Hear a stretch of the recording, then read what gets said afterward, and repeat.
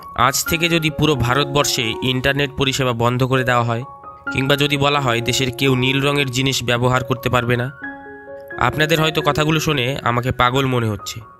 আজকে আমরা এরকম একটি দেশ সম্পর্কে কিছু কথা বলবো, যে দেশ একজন পাগল দ্বারা পরিচালিত হচ্ছে। দেশটির নাম উত্তর কোরিয়া। প্রথমবারের মতো 2014 সালে ফিফা বিশ্বকাপে জিতেছিল উত্তর কোরিয়া।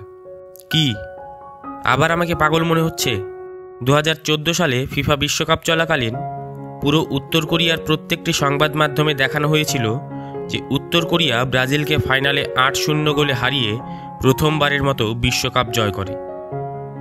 সবচেয়ে মজার ব্যাপার হলো 2014 বিশ্বকাপে উত্তর কোরিয়া বিশ্বকাপ খেলার যোগ্যতাই অর্জন করতে পারেননি। এটা একমাত্র উত্তর কোরিয়াতেই সম্ভব, কারণ এদেশে তো ইন্টারনেট পরিষেবাই নেই। তাই দেশের মানুষকে দেশের সংবাদ মাধ্যম যা বলবে সেটা বিশ্বাস করা ছাড়া আর কোনো উপায় নেই। আপনি হয়তো ভাবছেন উত্তর কোরিয়ায় সাধারণ মানুষকে কেন ইন্টারনেট ব্যবহার করতে দেওয়া হয় না। আসলে সে দেশের পাগলা শাসক কিম জং উন চায় না যে দেশের মানুষ অন্য দেশের জীবনযাত্রা সম্পর্কে অবগত হোক। তিনি চান দেশের মানুষ যেন শুধুমাত্র উত্তর কোরিয়ার খবরই জানতে পারে। বিশ্বের সবথেকে বড় টুর্নামেন্ট হলো অলিম্পিক। এই খেলায় অংশগ্রহণ করাই অনেক গৌরবের। কিন্তু উত্তর কোরিয়ার খেলোয়াড়রা যদি অলিম্পিক খেলতে যায়, তাহলে তাদের হয় মেডেল জিততে হবে, না হয় লেবার ক্যাম্পে বন্দি থাকতে হবে সারা জীবন এবং বেগার শ্রম দিতে হবে। 2010 সালে উত্তর কোরিয়া ফিফা বিশ্বকাপে অংশগ্রহণ করেছিল। সেই খেলায় তারা একটি ম্যাচে পর্তুগালের সঙ্গে 7-0 গোলে পরাজিত হয়। তারপর যখন তারা দেশে ফেরে, তখন তাদের খেলোয়াড় সহ দলের প্রত্যেকটি সদস্যকেই লেবার ক্যাম্পে বন্দি করা হয়। আপনি জানলে অবাক হবেন যে আপনি আপনার পছন্দ মতো চুলও কাটতে পারবেন না উত্তর কোরিয়ায়। সেদেশে পুরুষরা মাত্র 10 রকম চুলের স্টাইল করতে পারবে, যা সরকার দ্বারা অনুমোদিত, এবং নারীদের 18টি স্টাইলের অনুমোদন দেওয়া আছে।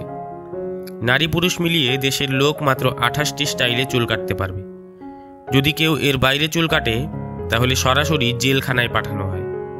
উত্তর কোরিয়ায় খুব সামান্য কারণের জন্যই জেলে পাঠানো হয়, এবং সেটা মৃত্যুদণ্ডে কার্যকর করা কোনো বড় ব্যাপার নয়। উত্তর কোরিয়ায় কারো মৃত্যুদণ্ড হলে প্রকাশ্যে শিরচ্ছেদ করা হয়। একবার এক আমেরিকার নাগরিক উত্তর কোরিয়ায় ঘুরতে গিয়ে 17 মাস জেল খেটেছিলেন। উত্তর কোরিয়ার শাসক কিম জং উন যে সিগারেট খান, তার একটির দাম ভারতীয় টাকায় প্রায় 4000 টাকা। যে কোনো ব্যক্তিরই জীবনে গাড়ি কিংবা বাড়ির শখ অবশ্যই থাকে, কিন্তু উত্তর কোরিয়ায় এটা চলে না। সেই দেশে গাড়ি রাখার নিয়ম আছে কেবল কোনো সরকারি আমলা কিংবা কোনো মিলিটারি অফিসারের। উত্তর কোরিয়ায় 5 বছরে মানুষ একবার ভোট দিতে পারে, কিন্তু তাও সরকারের ইচ্ছা মতো। সেই ভোট প্রত্যেকটি নাগরিককেই কিম জং উনকে দিতে হয়, কারণ কিম জং ছাড়া অন্য কোনো বিরোধী প্রার্থী সেখানে থাকে না। যদি কেউ কিম জং এর বিরুদ্ধে ভোটে দাঁড়ানোর চেষ্টা করে, তাহলে তার মৃত্যু ছাড়া অন্য কোনো রাস্তা নেই। 2010 সালে যখন উত্তর কোরিয়ার জাতীয় দল ফুটবল বিশ্বকাপে অংশ নিতে গিয়েছিল, তখন দেশের 4 জন খেলোয়াড় নিখোঁজ হয়ে গিয়েছিল এবং তাদের আর খুঁজে পাওয়া যায়নি।